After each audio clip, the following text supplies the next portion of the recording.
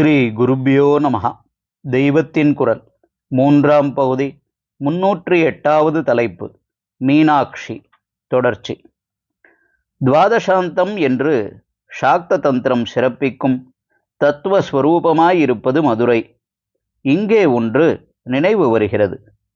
நான் ராமேஸ்வரத்தில் இருந்தபோது துவாதசாந்தம் என்று ஒருவர் வந்திருந்தார்.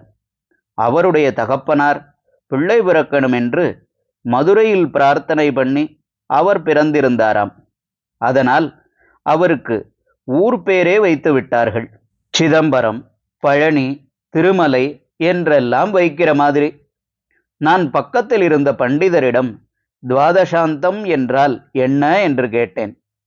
ராமேஸ்வர சங்கர மண்டபத்தில் ஆச்சாரியால் ஸ்தோத்திரித்துள்ள துவாதச ஜோதிர்லிங்கங்களை செதுக்கி இருக்கிறது. பண்டிதர் அதை நினைத்து கொண்டோ என்னவோ துவாதச லிங்கங்களில் தெற்கு கோடியில் இருக்கும் ராமேஸ்வர ராமநாதர் தான் துவாதசாந்தம் என்றார். அது சரியில்லை. மூலாதாரத்திலிருந்து பிரம்மரந்திரம் வரை ஷட் சக்கரம், 6 சக்கரம் என்று பொதுவில் சொல்கிறோம்.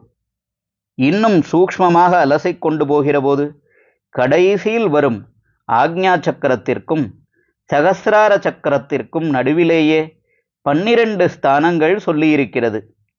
அவற்றில் உச்சியில் ஜீவபிரம்ம ஐக்கிய ஸ்தானமாக இருப்பதுதான் துவாதசாந்தம்.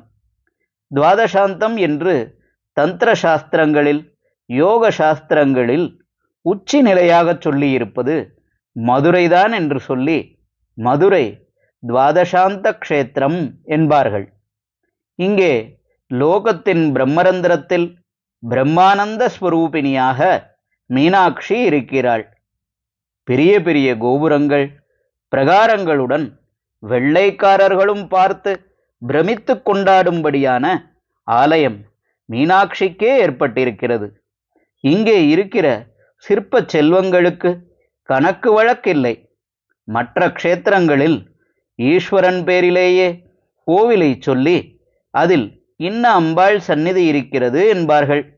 ரொம்பவும் சக்தியோடு ஜீவகலையோடு பாலாம்பாள், கற்பகாம்பாள், மங்களாம்பாள் முதலிய தேவி மூர்த்தங்கள் இருக்கிற கோயில்களை கூட வைத்தியநாத சுவாமி கோயில் அல்லது முத்துக்குமார சுவாமி கோவில், கபாலீஸ்வரர் கோவில், கும்பேஸ்வர சுவாமி கோவில் என்றுதான் சொல்கிறோம்.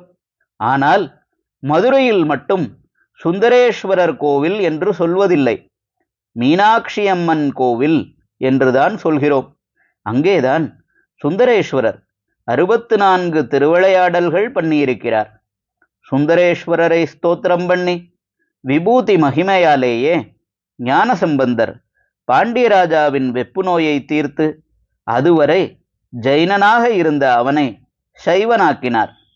இப்படி நம் தேசத்தில் மறுபடி வைதிக மதம் நன்றாக ஸ்தாபிதமாவதற்கே சுந்தரேஸ்வரர் தான் காரணமாயிருந்திருக்கிறார். ஆனாலும் அவர் பெருமையெல்லாம் ஒன்றுமில்லை என்று பண்ணிக்கொண்டு அம்பாள் மீனாட்சியே அங்கே முக்கியமாயிருக்கிறாள். மீனாட்சி அம்மன் கோவில் என்றே சொல்கிறோம். ஹரஹர சங்கர, ஜெய ஜெய சங்கர.